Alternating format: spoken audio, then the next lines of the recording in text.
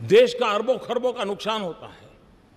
Fuel के जलने के कारण पर्यावरण का भी उतना ही नुकसान होता है। इस सारी व्यवस्थाएं सीमलेस होने के कारण एक प्रकार से उन सारी अव्यवस्थाओं में से एक मुक्ति का मार्ग हमें प्राप्त होगा। आप इतनी क्रांतिकारी बात कैसे भूल गए? कहां तो आपको जीएसटी से पर्यावरण के फायदे पर बात करनी चाहिए जो प्रधानमंत्री ने बताया था, लेकिन आप हैं कि जीएसटी से नाराज हैं। इसीलिए आधी रात को संसद बुलाई गई ताकि आप नींद में रहे और पता न चले कि क्या क्या बोला जा रहा है।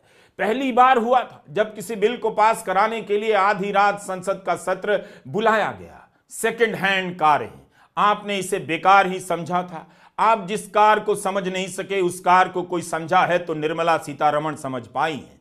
सेकंड हैंड कार को उन्होंने सरकार की नजर से देखा और जीएसटी लगा दिया। कितना आसान है समझना। प्रशांत भूषण ने जैसा समझाया है, अगर 10 साल पहले आपने 10 लाख की कार खरीदी, आज उसे 1 लाख में बेचा, तो आप 9 लाख पर 18% का टैक्स देंगे। इस तरह आपको 1 लाख में कार बेचकर 1,62,000 टैक्स देना होगा। क्या सचमुच में ऐसा होगा? मैं तो गणित में जीरो हूं, लेकिन वकील प्रशांत भूषण ने इसे ऐसे ही समझा है। लेकिन इस खबर पर भी ध्यान दीजिए। बिजनेस स्टैंडर्ड की वसुधा मुखर्जी ने लिखा है, वे लिखती हैं कि जो कंपनियां सेकेंड हैंड इलेक्ट्रिक कार बेचने का धंधा करती हैं उन्हें जीएसटी देना होगा। आप जो अपनी कारें बेचेंगे आपको जीएसटी नहीं देना होगा, ऐसा इस अखबार का कहना है। वसुधा कह रही हैं, अगर आप अपनी ईवी कार 9 लाख में बेचते हैं और डीलर उसे 10 लाख में बेचता है तो उस 1 लाख के मुनाफे पर 18% जीएसटी लगेगा, क्योंकि पुरानी इलेक्ट्रिकल व्हीकल पर जीएसटी पहले भी 12% था ही, अब 18% कर दिया गया है। पेट्रोल और डीजल की पुरानी गाड़ियों पर 18% का जीएसटी पहले से था। लेकिन क्या यही इसकी सटीक व्याख्या है या लोग बेवजह मजाक बना रहे हैं? क्या इसीलिए कि जनता बाकी चीजों पर जीएसटी देते देते परेशान है और वह बहाने खोज रही है इसके विरोध के लिए? अच्छे से वित्त मंत्री ने समझा दिया।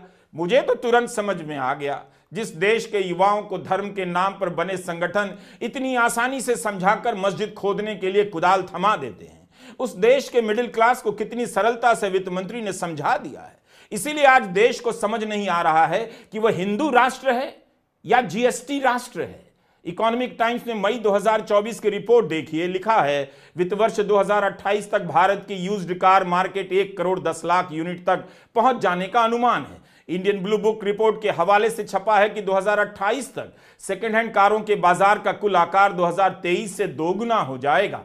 इस रिपोर्ट में यह भी लिखा है कि कोविड के बाद पूरी दुनिया में सेकेंड हैंड गाड़ियों की डिमांड में वृद्धि हुई है। सेकेंड हैंड गाड़ी खरीदने को लेकर सामाजिक हिचक खत्म होती जा रही है और लोगों के पास नई गाड़ी खरीदने की क्षमता उतनी नहीं रही। इन सब के चलते सेकेंड हैंड गाड़ियों का बाजार बहुत तेजी से फैलता जा रहा है। तो समझ में आई बात, सेकेंड हैंड कार क्यों खरीद रहे हैं? क्योंकि नई कारें खरीदने की क्षमता अब नहीं बची है। तो आप पुरानी कार खरीदते हैं। पब्लिक ट्रांसपोर्ट कितना कबाड़ है विश्वगुरु भारत के यहां, आपको बताने की जरूरत नहीं।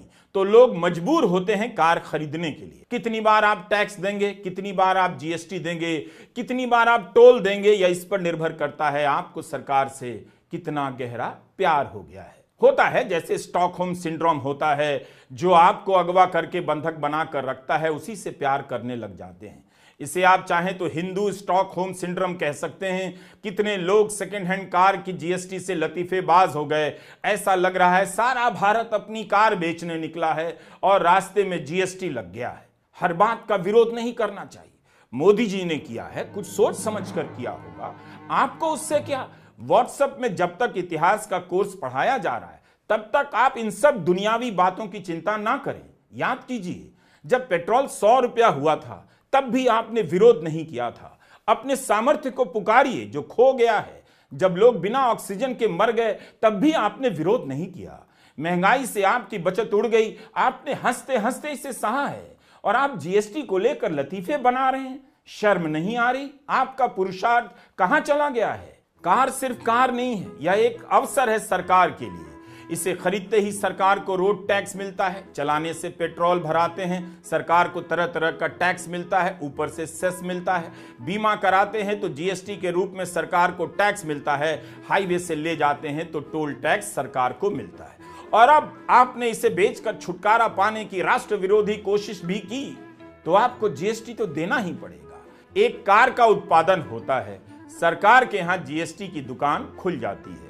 कल्पना करनी है तो ऐसी कोई कल्पना कीजिए जिससे राष्ट्र का फायदा हो। ऐसी कोई जगह बताइए, ऐसी कोई चीज बताइए जिस पर जीएसटी ना लगा हो और लग सकता हो। यह आज के वक्त की डिमांड है। केवल वित्त मंत्री खोजती रहें कि कहां कहां जीएसटी लगाएं, ठीक नहीं।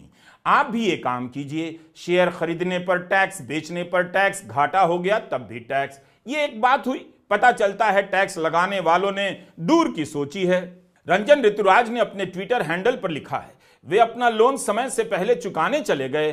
पहले चुकाने पर फीस लगती है, ये सबको पता है, लेकिन उस फीस पर भी जीएसटी लगता है। उन्हें अब पता चला 18% जीएसटी। उन्हें 12,000 की प्री पेमेंट फीस देनी थी और उस पर 18% जीएसटी भी देना पड़ गया।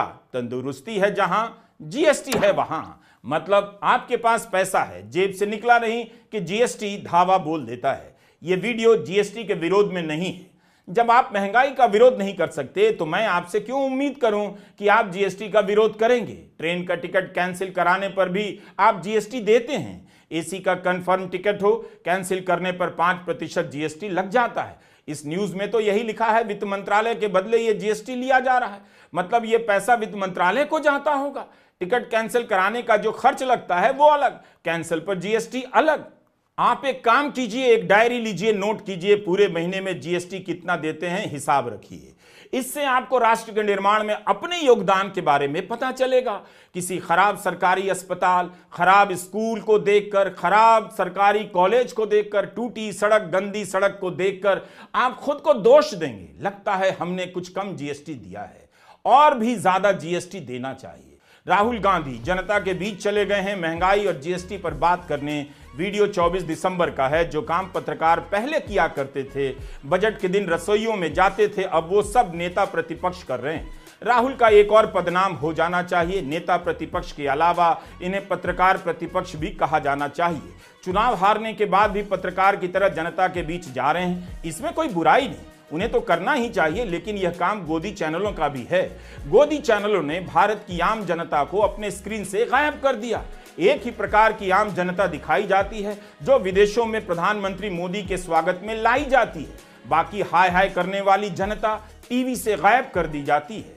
तो ये महंगाई हर साल बढ़ती जा रही है, इससे आपको प्रेशर पड़ता होगा। बहुत ज्यादा सर, हम बहुत कटौती करनी पड़ती है। सैलरी का ऐसे है ना कि हर साल जो इंक्रीमेंट होता है वो 2-3 साल से नहीं हो रहा। हमारी सैलरी वहीं की वहीं है 2-3 साल से। PF वगैरह सब बंद कर दिए। तो अब आप बताइए महंगाई के बारे में, आप बताइए क्या सोच। महंगाई की बात यही है, 20,000 अगर किसी को मिलता है, 20,000 में अब ये लगा लो गाड़ी का खर्चा, आने जाने का खर्चा, नाश्ता पानी का खर्चा, घर का खर्चा, किराया देना, बाल बच्चा का खर्चा।